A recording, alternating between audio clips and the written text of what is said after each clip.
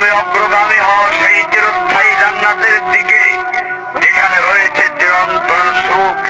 যা মন চাইবে তাই পাবে, যা আদেশ করবে তাই দেওয়া হবে।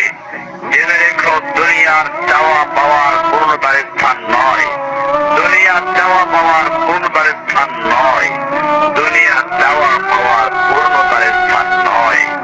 জান্নাতি হচ্ছে এমন জায়গা যা তোমার সব আকাঙ্ক্ষাকে পূর্ণ করে দেওয়া হবে।